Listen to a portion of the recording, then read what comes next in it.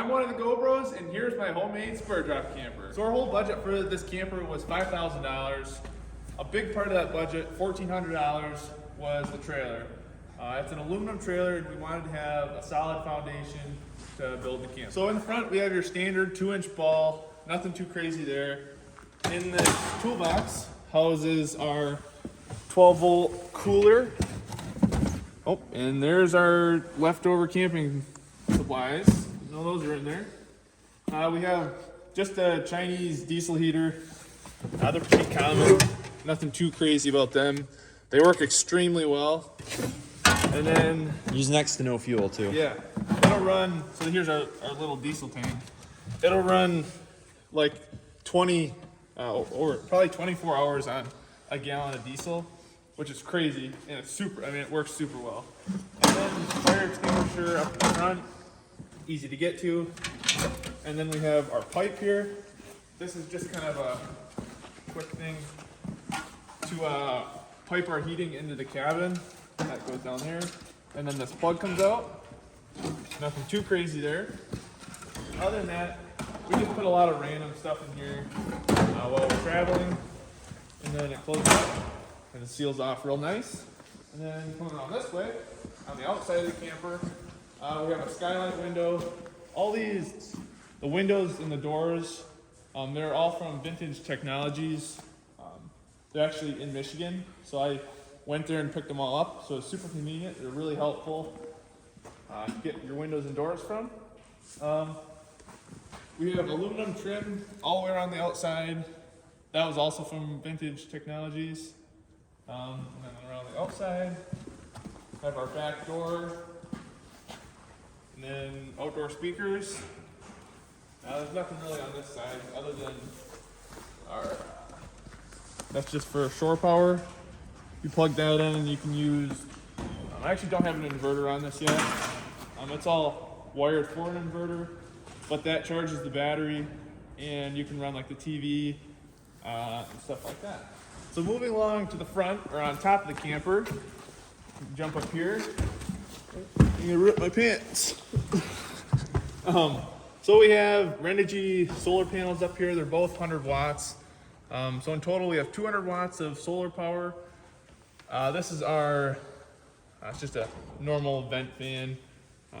There's just a crank in there that opens this cover, and then you can turn the fan on, whatever you want to do there. In the front, or in each corner, we actually have these straps, and they actually go all the way down and underneath the camper about probably 12 inches. And I have a frame that comes down and attaches to all 4 of these straps, and we can actually lift the whole camper off the trailer. My goal was to make it, removable, so the trailer was still useful and it wasn't just stuck to just for the camper. All right, so the only thing underneath really important is these jacks. Looking back at it now, I think I would put aluminum ones under there. They're just steel, they're powder coated, but they see a lot of abuse and they're already starting to rust in little spots. So I guess looking back, or in the future, I would do aluminum ones, but we were kind of on a budget for this build. So in the back galley area, basically your normal setup. Just have a propane stove. This is a little sink. It's a little sink, nothing crazy there. I actually finished it during the winter time, so most of the stuff for the water is hooked up, but I've never actually got to use it yet. And then just 2 outlets. Those, as of right now, don't work unless you're plugged into shore power. This is for your water pump, and then these are just extra switches. Really haven't been cool used factor. yet. Yeah, you can't see them, but along the outside there's LED lights. Just hooked to a remote, and then radio. Can't really show you that, but everything else up here is just kind of storage. Bowls and plates. What do you have for seasonings, Colton? Seasonings, What's your go-tos? Lowry's seasoning salt. Not sponsored. Yeah, not sponsored. Yeah. It should be. Just some parsley, garlic powder, and onion powder. But like I said, I haven't used it a whole lot, so as we get stuff for it, you know, it kind of fills them in. We got a lot of extra space up here, which is good because you don't have a whole lot of space in these little things. Under here, I have my handy dandy little handle. So this opens up down here, and it's hard to see, but you can see my solar charge controller, my battery. There's the propane hook up there. Eventually I'm gonna get a 5-pound tank that goes under here, but it's just kind of a, this is, I guess, where all the, That's where you hide all the goodies. yeah, all the stuff that people don't really see is under there.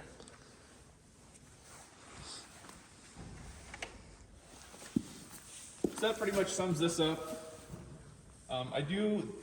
One other thing I have to get for under here is this really catches a lot of wind, so this kind of flops around.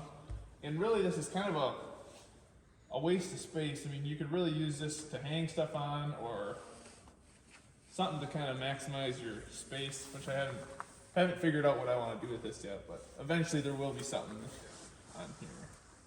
So coming inside,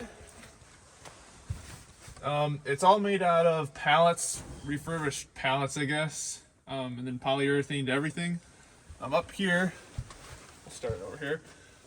We just have, you know, a curtain rod for this curtain here. It doesn't really slide. You kind of got to take it down if you ever want to look out the window. This TV isn't going to stay in here. We're actually going to put a little bit smaller one, just because it's just too big for this area. A couple of hooks over here to hang keys and stuff on, and a net for whatever you want to put in here. There's a little socket here for the trailer jacks, flashlight, and this is our heater controller. There's 6 inches of memory foam underneath. And then in the back, we just have some cubbies up here and up here to put clothes and just random stuff, whatever you want to put in here. Smoke and carbon monoxide alarm up here.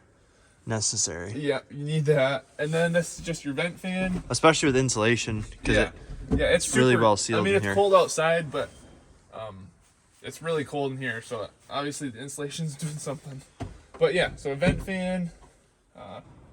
It's got different speeds. There's nothing real crazy about that.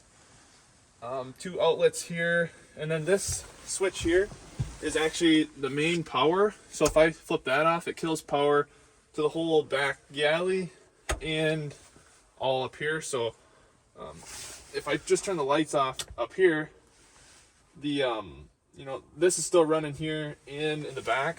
So if I kill that, it kills the whole camper. So before you go to bed, you can just kill the whole camper if you want. Can we talk about your lights, Colton? This thing is lit up nice. Yeah. It's got studio lighting. They're actually just 12 volt. You can get them on, I think I got them from Amazon. They were pretty inexpensive too. But I really like how they all sit flat and it's nice and bright. Looking back, I might want to make them dimmable, but that's okay. This switch here does all the outside lights. And then this switch here is for my vent fan. Right there. Then I have one extra switch here if I ever want to add anything to it. And then you just got USBs in here, some other random stuff. Some little cubbies here to put your phone before you go to sleep. Other than that, I think that's about it in here. So there are some things I would like to change on this. But first, if you'd like to see the build process of this, it's all on our channel, start to finish. But anyways, back to the stuff that I would have liked to change. I would have liked to make it a little bit shorter. It's just a little taller than it needs to be. It's super nice inside. You can sit up, you can almost stand in it. But just for traveling wise, it would have been nice for it to be a little bit shorter. Next, the jacks. Next one I build will definitely be aluminum. I'm not even going to mess around with the steel. The whole thing should be aluminum. And then in the back, that's the galley door. It opens this way. It's a little bit inconvenient. The next one I want, it's going to open upwards, so then you have a little bit of protection from the rain. Just a personal preference, I guess. And speaking of rain, I would have liked the budget to allow an awning They're really expensive. I'll get one eventually for it, but I want to get one of the 270-degree awnings. So it'll stick out this way and then open up. So it'll actually cover the back, but would have liked to have that in the budget to begin with. So my last and final thought is the actual frame of the camper. It's built like a house, which it didn't really have to be. I know it's strong, but it doesn't necessarily need to be that strong. And it did add a little bit of weight to the whole frame. And you can see that in the previous video on the channel. You'll have to go check that out. But that's gonna be it for this video. Please give it a like and hit the subscribe button. And if you have any questions on anything in the whole build, leave them in the comments below. We'll see you in the next one.